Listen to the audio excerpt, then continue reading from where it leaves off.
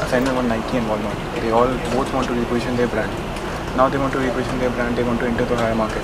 So we are studying what the industry, what a retail industry is, how Walmart has positioned itself in various countries, go-to-market strategies, their business design, their customer selection, all that stuff. What is the value proposition, what is the brand stand now, how can they change their brand. For Nike we studied all the competitors like Reebok, like Adidas.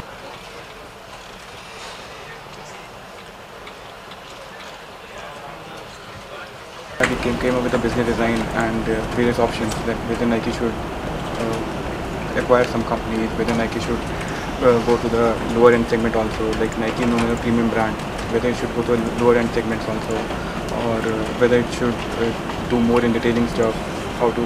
So we first analyze the business design, their history, how the business design evolved over time, and what should the next business design should be. It evolves every aspect of business design.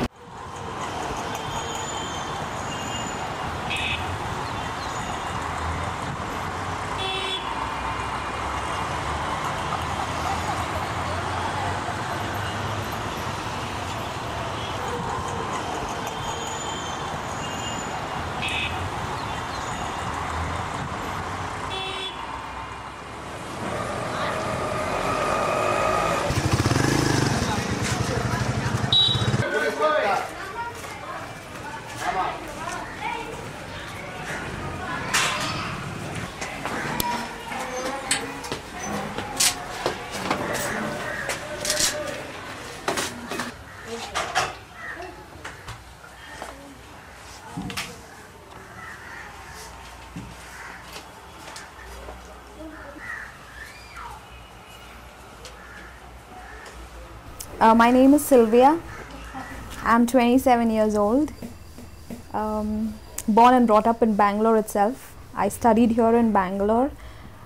I work for a call center now, which is totally different from what I did. My academic is totally different from my the work that I've taken up right now.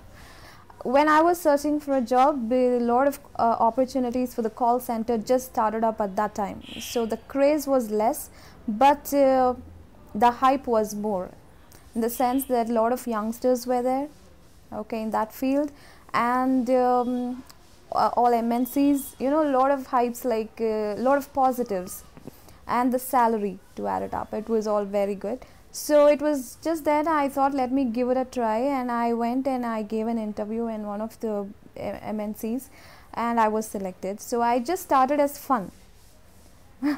To start it off, I never thought I'll spend this long years in that industry, but you know, I started off, and as I started growing with the company, I realized the future is going to be really big in this industry.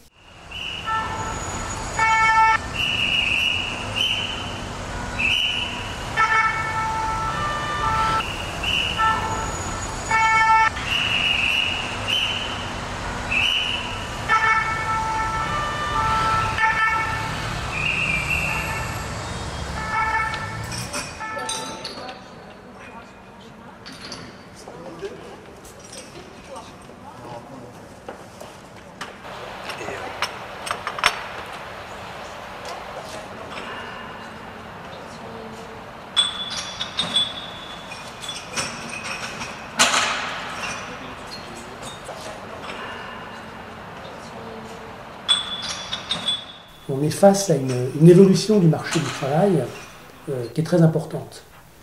Donc, en particulier des grands pays, et il y en a aujourd'hui, il y en a deux qui sont très importants, c'est évidemment la Chine et l'Inde. Autant la Chine que l'Inde ont capacité à former et à former bien donc, leurs jeunes, donc et à pouvoir mettre sur le marché des gens qui sont qualifiés en quantité importante. Les ordres de grandeur, et là je ne suis pas un spécialiste, mais je crois que il y a environ 1,3 milliard d'habitants en Chine, enfin, et 1,1 milliard en Inde, et je crois que d'ici quelques années d'ailleurs l'Inde passera devant la Chine. Enfin, bon, quand on voit 65 millions d'habitants en France, ce n'est pas les mêmes enjeux. Et donc ces pays ont capacité à former des jeunes rapidement, et des gens qui sont tout à fait qualifiés, enthousiastes, et en plus, grâce aux nouvelles technologies, sont capables maintenant d'offrir sur le marché du travail donc 7 compétences formés dans leur pays, à distance, dans les pays, donc avec des coûts de main-d'œuvre qui sont supérieurs. Donc il est clair que si on est un acteur majeur dans son métier, dans notre métier étant la protection financière, on ne peut pas ignorer, et ça serait bien sûr une erreur, que d'ignorer ce fait donc simplement économique et cette transformation du marché du travail. AXA Business Services, donc filiale à 100% du groupe AXA, les chiffres c'est environ 2000 employés donc à fin 2005. Donc on est situé aujourd'hui dans 2 villes. C'est environ, une fois de plus, c'est 1100 personnes à Bangalore. Et donc Bangalore, c'est plutôt le sud de l'Inde.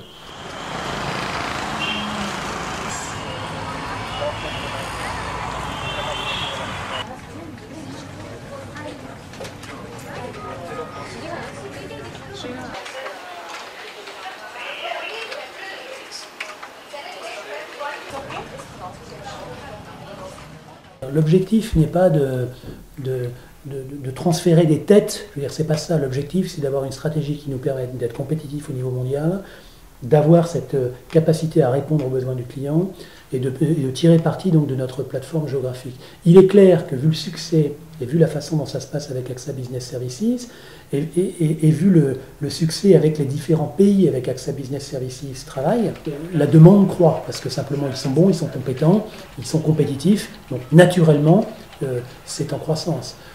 Moi je pense que ces 2000 personnes, ça va continuer à évoluer, 3, 4, 5, 6 000, je ne sais pas où ça s'arrêtera. On cherche à développer une présence et une activité en Inde qui soit durable, avec de vrais emplois, et pas simplement donc, manipuler, entre guillemets, le terme est peut-être un peu fort, mais donc de la main-d'œuvre en cherchant des coûts unitaires bas, ça ne nous intéresse pas.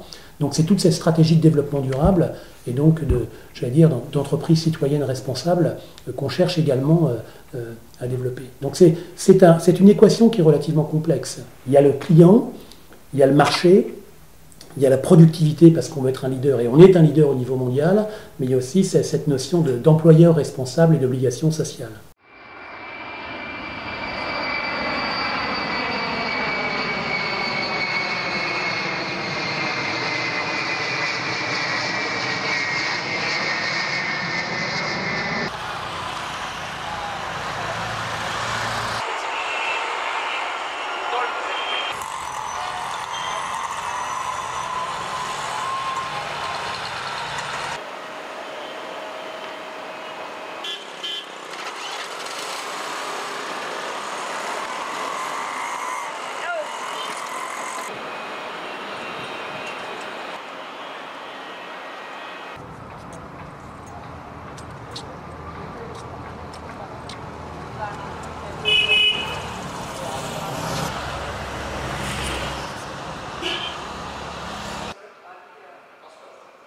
The company was started by our set of founders who started the company with a startup capital of $250 at that point in time, way back in 1981. And the first 10 years of the company had a very different growth phase, because at that point in time the entire business environment of India was regulated, and because of the regulations it was not easy to do business in a global market. In 1991 onwards, India took over a large series of reforms, both in the financial as well as in the formation of companies and on those kind of regulations.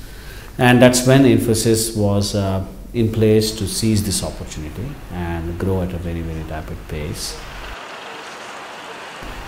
We typically recruit close to 15 to 16,000 employees every year into the organization.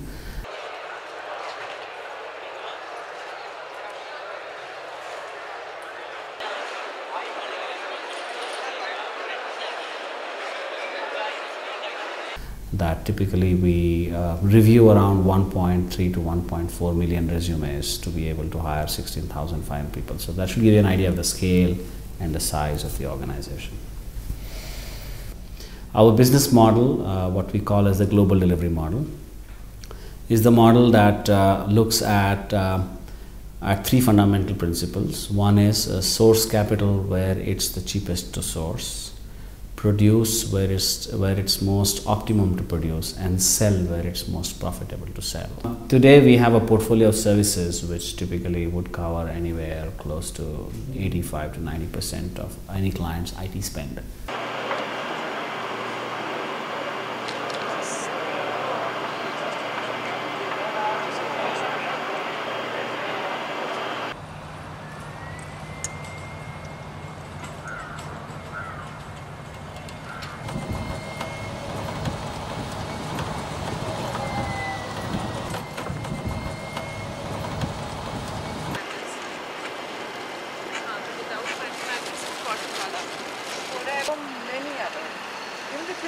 Reflects that.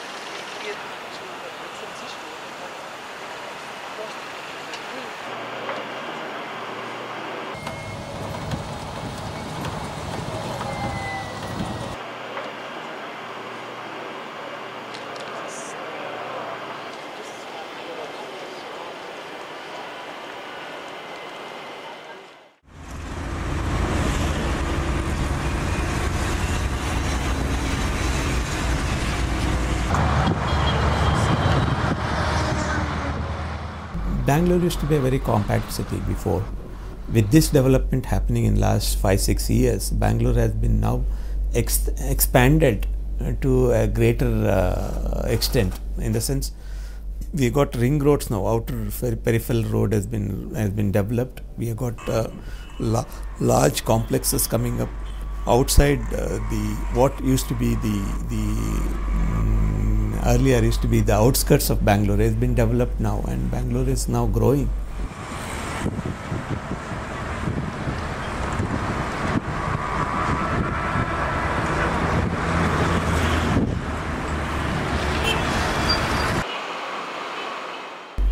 Initially, we have let out a lot of our premises inside the in heart of the Bangalore city itself.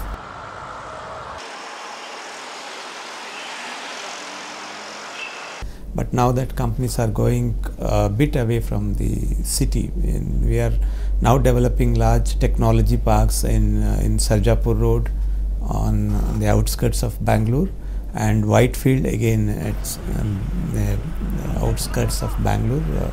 It's about 20-25 kilometers away.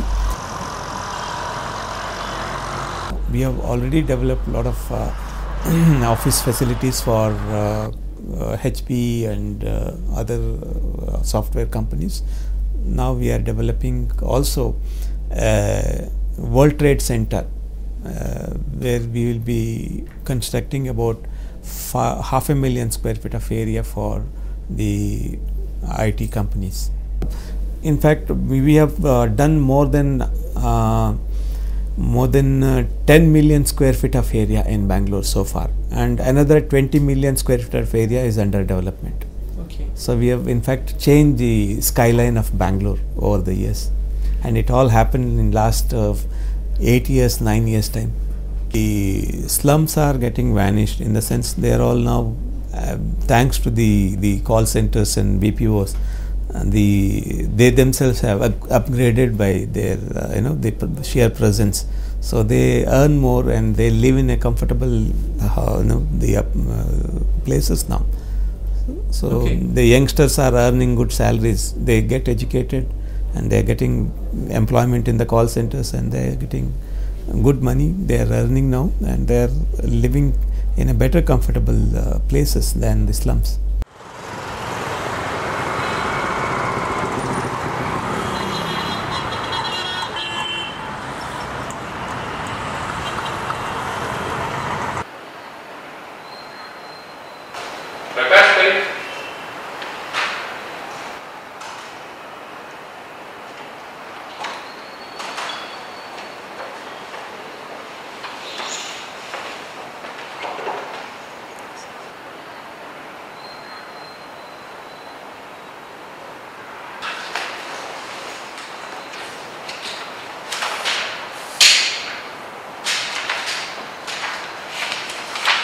One is to 5, it is 1:5. For every one IT job, 5 jobs are created. There will be jobs created across the board in various sectors. It could be laundry people, right? it could be anybody.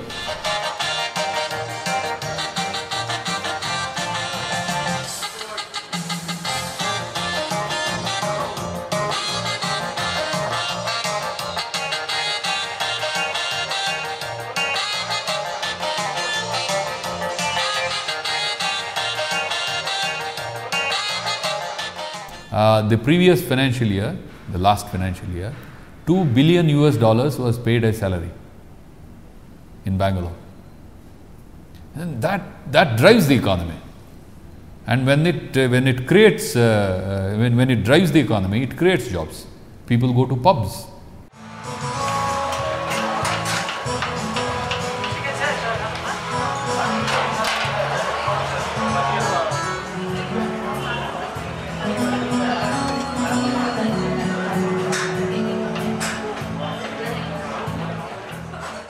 As we have calculated, we believe that for each IT employee, 5 dependent employees employment can be created.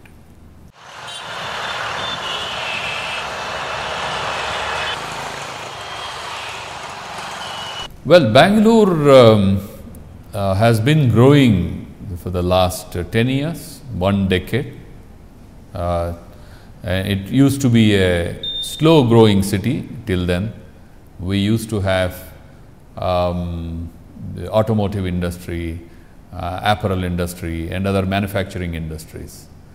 But in the last 1 decade, we have moved on to knowledge economy, information technology and biotechnology.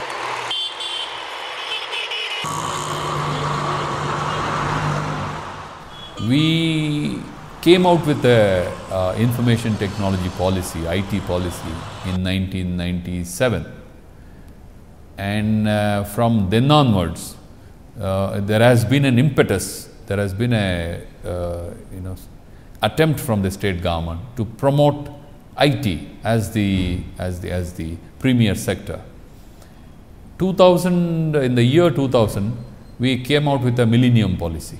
We came out with a new policy called Millennium IT policy, and we gave some fiscal concessions, land at cost price and registration concession for the industries which came.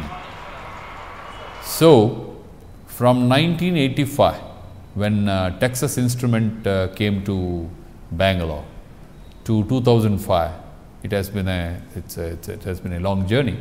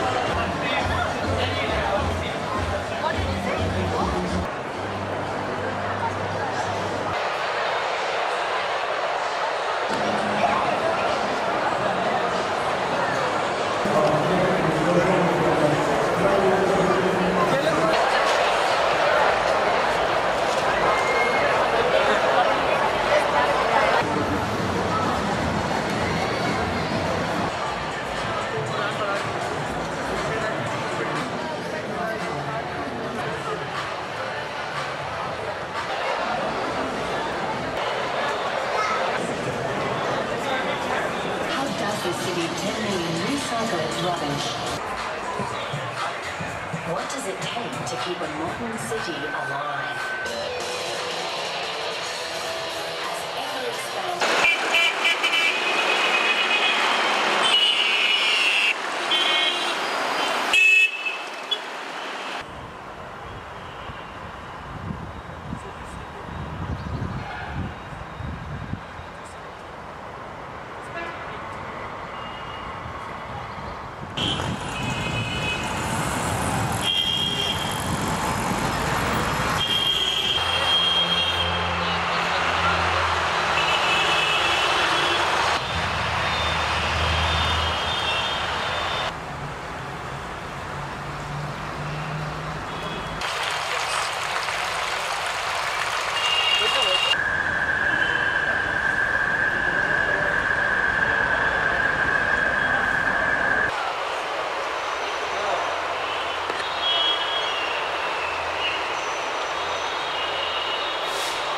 it is becoming more and more difficult to own land in the city, to access land in the city, because more and more of it is dedicated to larger campus type developments. There's more demand for it. So for the poor, it's definitely more and more difficult to actually access land at all.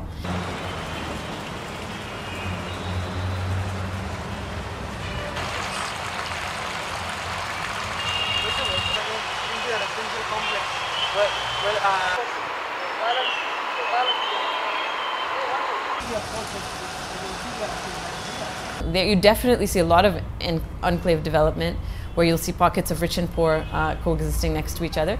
And there's always a dependence on that also. I mean, in a sense that even within in a very elite enclave, and especially the more elite it becomes, the more you'll find that each household has its own, has someone who's a driver, has someone coming to take care of the house, someone coming to take care of the children, someone coming to do the gardening. So, in fact, as the enclaves become more elite, they depend more and more on low-cost labor to maintain their lifestyles and maintain the places that they're living in.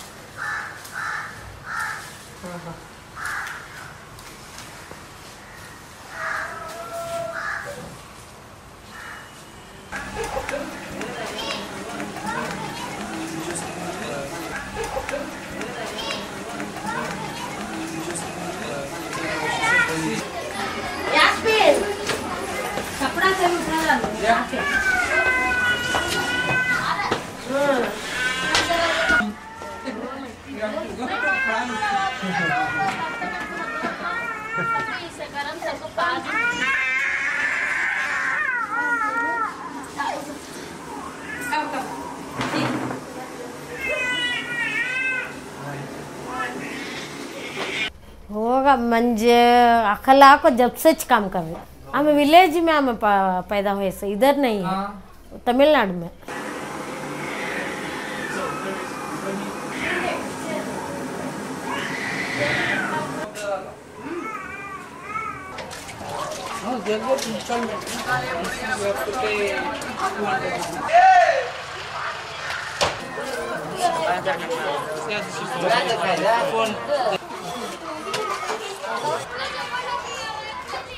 उधर कोई भी नहीं है हमारा family हमारा माँ का भान इधर है यहाँ इसलिए उन्होंने वहाँ का ही काम करते हैं इधर ही आ जाओ कर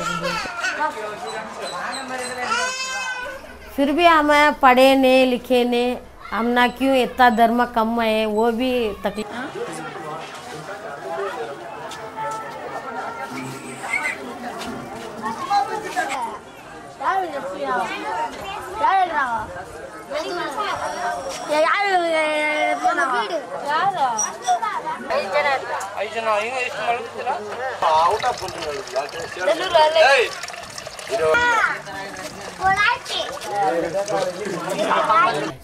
बड़ा आदमी साथ नहीं हमारे लेवल में चढ़ना उनका लेवल में हम नहीं जाना होता भैया नहीं कुछ थोड़ा तकलीफ कुछ हो रहा है भैया क्या करना कुछ ही कहाँ है इन्हें कमाया तो परवाह नहीं इन्हें नहीं जाता ना 1 साल होगा ना तकलीफ कुछ कमाने के बाद खुशी होता उन्हें 1000 2000 ले लगा दे तो खुशी होता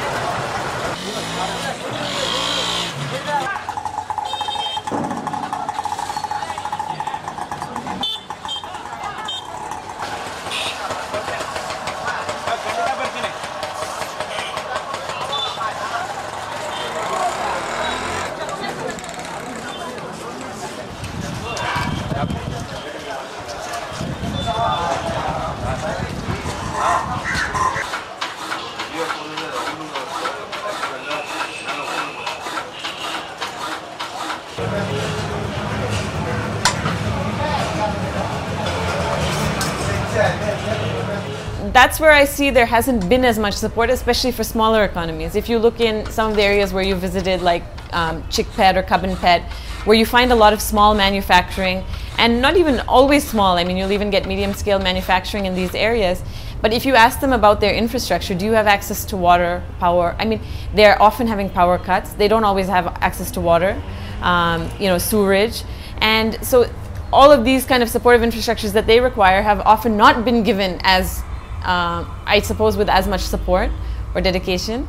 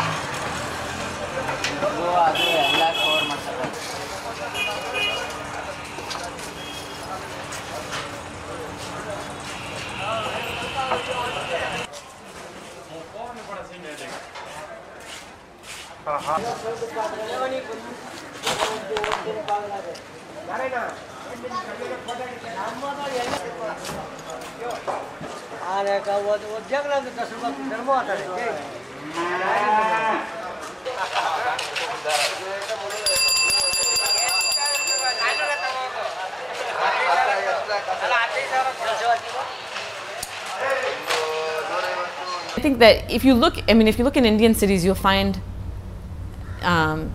degrees of innovation that you probably wouldn't have imagined in terms of creating jobs, creating opportunities to manufacture different items, recycling. There are people who simply collect plastic bags, clean off the plastic bags, and then start recycling them for some use. Some other linked economy will then, link within the economy will then, reweave this plastic into those carry bags that you see that people use for their groceries and things like that. So I think that in order to make make local economy sustainable, you need to make access to land and infrastructure possible. So I think that for, when we say that there is no employment, it's two things. One is, larger companies that come in to employ larger amounts of labor. The second is also just enabling the opportunity for people to find means of employment for themselves. And I would say the conditions of the local economies is not an attribute of the local economies, it's an attribute of what we're providing the local economies with.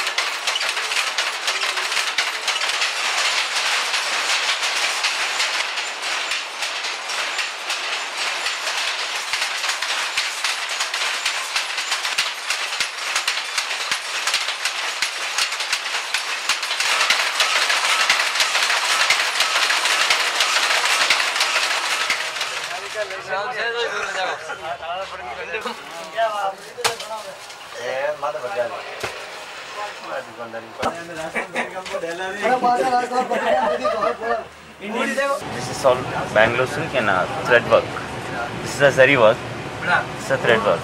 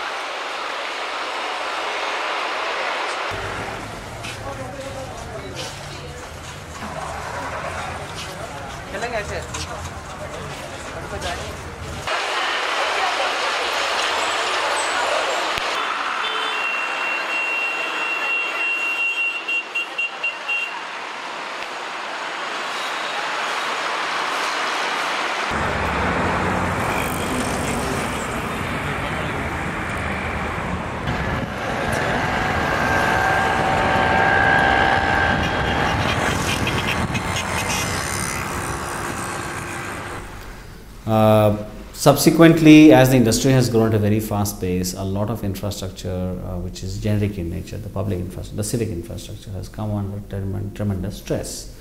And of course, we are still in conversation with the governments in terms of what they need to do, because if the industry has to grow further, the civic infrastructure has to really come up.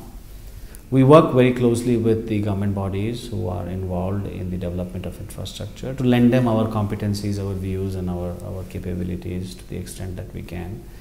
And so we work with various agencies that are formed in public-private partnerships which are responsible for advising the government on what kind of infrastructure we require, though we do not play any active role in developing a certain part of infrastructure or taking responsibility or turnkey development of some areas, but we certainly contribute to that.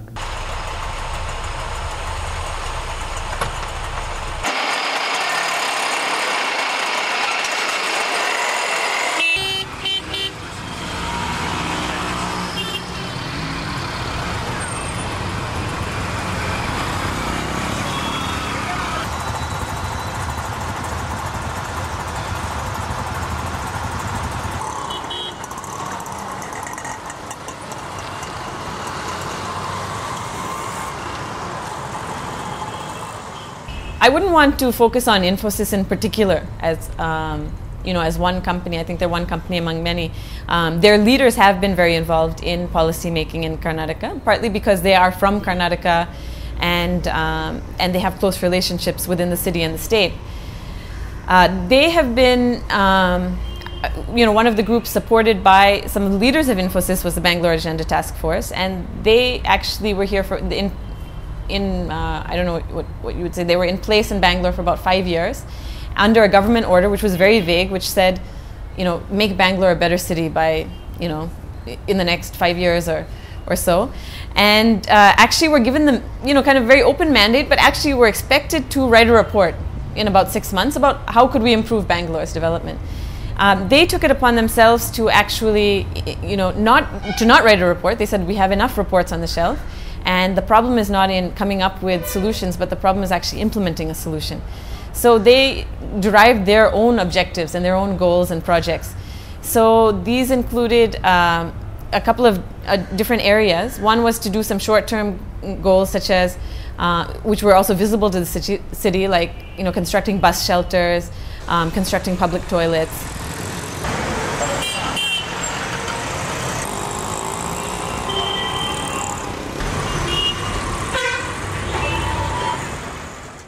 Then they had some longer term goals which were more, which had more structural implications. Improve the accounting system within the municipal corporation, improve tax collection, and also to influence planning in the city. So they were the ones who actually encouraged the Bangalore Development Authority to get a private consultancy to come in and create a geographic information system or a digitized plan for the city, which would be more modern, more flexible, and kind of more in control in a sense.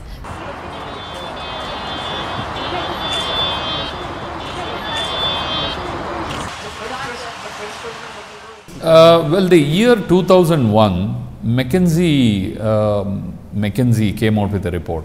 We had commissioned McKinsey to study Karnataka economy and advise us as to which sector we should concentrate on. McKinsey came out with a report which said that we should concentrate on IT and we should concentrate on automotive components, apparels and construction industry. Right. These four sectors were chosen by McKinsey to for the Karnataka government to focus on. Now we went on improving our policy, whatever the strategy we had for these sectors. We have huge construction going on because of IT, right? IT drives the construction and construction is driving the IT. Bangalore, in fact, has reported third largest commercial space consumption in the world globally. After Tokyo and London, Bangalore is the third largest. 10 million square feet of commercial space was sold last year. That goes to show that construction industry is the growing industry. That's the sunrise industry here, which is linked to IT.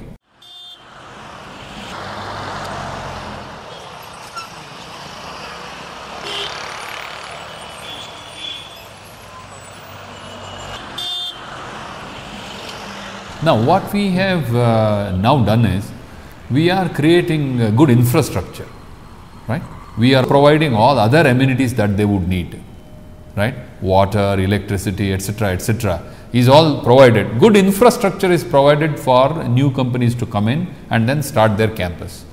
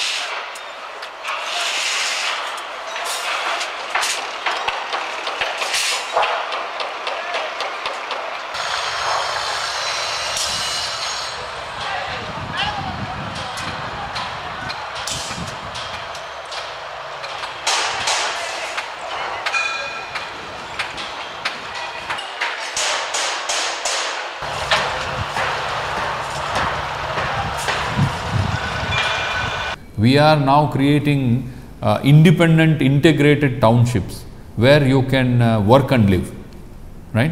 The people the companies which want to come in are allotted land both for the office space, commercial space, as well as residential space, so that they can put up their unit along with the flats for their employees.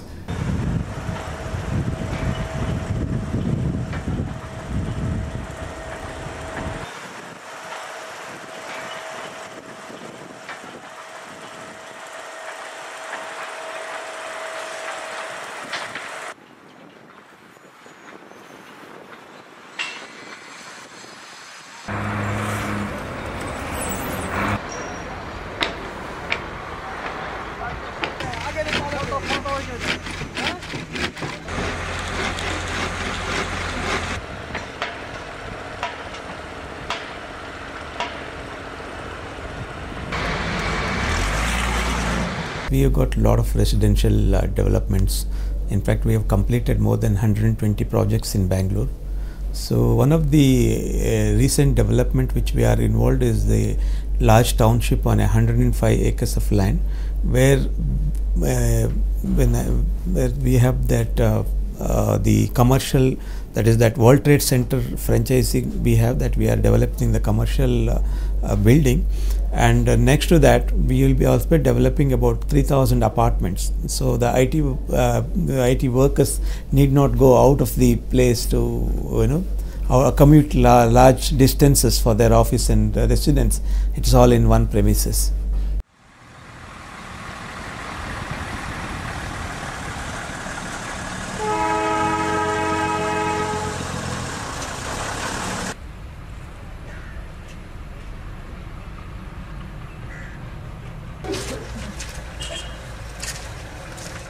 There were agriculturalists or owners of this land who have built basically a set of rooms, just very simple constructions, buildings which are subdivided into small rooms, and could be anywhere. Numbers of people staying in any one of the rooms. Often they're construction workers who are coming from outside the city to come and find some employment and live in these, and the conditions are often very bad, very poor. Even if they have families from where they're coming from, often they're men who've left the families behind, who are coming here as bachelors just to make some money.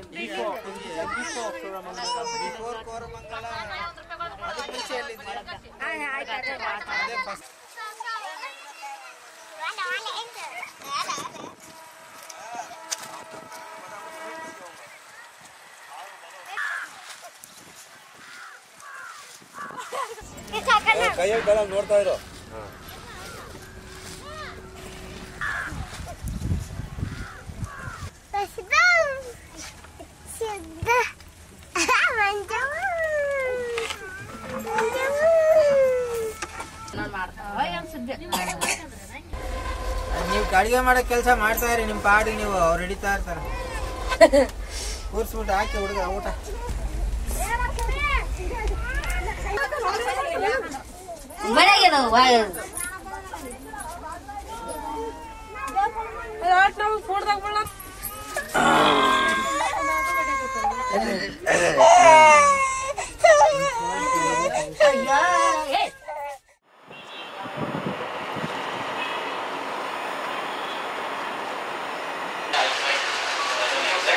I think the real estate developers play a critical role in the development of the city.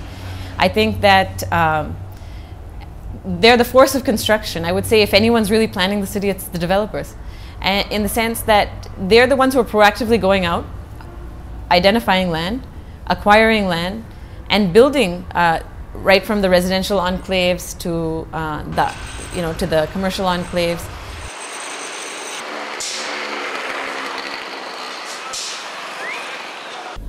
Market is almost now very vibrant, in the sense which it has seen the all-time high in the last few years.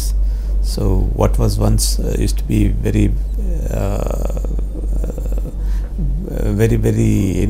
basic, now it is it's going out of reach from the common man, and markets are really vibrant.